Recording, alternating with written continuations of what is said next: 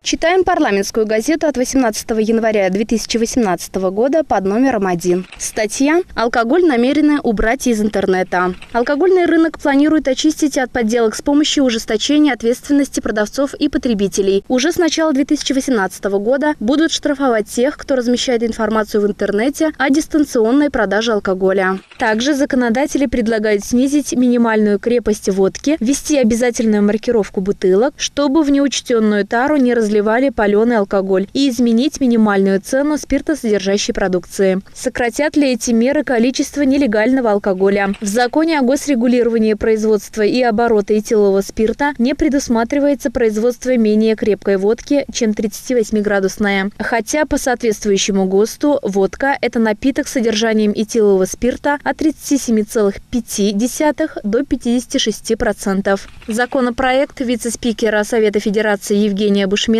председателя Комитета Палаты по бюджету и финансовым рынкам Сергея Рябухина и его заместителя Виталия Шубы предлагает устранить юридические коллизии и прописать в законе об этиловом спирте нижний порог содержания спирта в 37,5%. Это сделает производство водки такой крепости санкционированным, но на реальное производство алкоголя разница в полградуса не повлияет, подчеркнул Виталий Шуба. Потребитель разницы не заметит, поскольку подавляющее большинство производителей водки придерживаются классической крепости напитка в 40%, и даже при предусмотренной минимальной крепости 38% такую водку не производили, сказал сенатор парламентской газете. С 1 января 2018 года вступило в силу положение КоАП, по которому будут штрафовать тех, кто размещает в интернете информацию о дистанционной продаже алкоголя. Она запрещена в России. Граждане будут наказаны за такие действия штрафом от 3000 до 5000 рублей, должностные лица от 20 до 40 тысяч рублей, а юридические лица от 100 тысяч до 300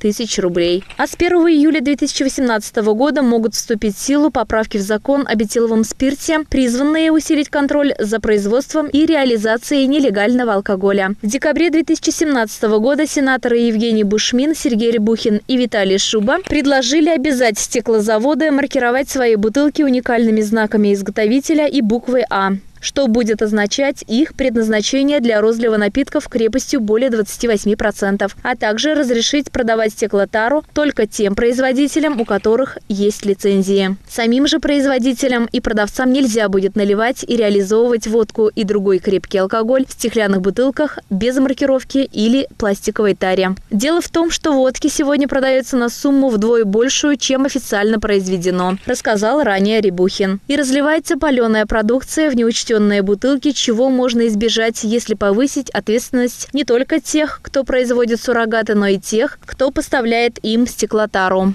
Контрафакта с введением этих правил действительно может стать меньше, считает глава Центра исследований федерального и региональных рынков алкоголя «Цифра» Вадим Дробис. Так как не получится выйти на рынок через подделку акцизной марки. Но нелегальный бизнес все равно будет преодолевать эти препятствия, например, наливая свою продукцию куда-то еще, пока есть спрос на фальсификат, уверен он. В 2017 году акцизы на алкоголь с содержанием этилового спирта более 9% выросли на 23 рубля по сравнению с 2016 и составили 523 рубля. Но следующее повышение, согласно направлениям бюджетной политики России, запланировано только на 2020 год. Поэтому и рост цен на алкоголь по причине повышения акцизов в 2018 году не предвидится. Статью подготовила Евгения Филиппова. Специально для рубрики «Читаем газеты» Олеся Григорьева.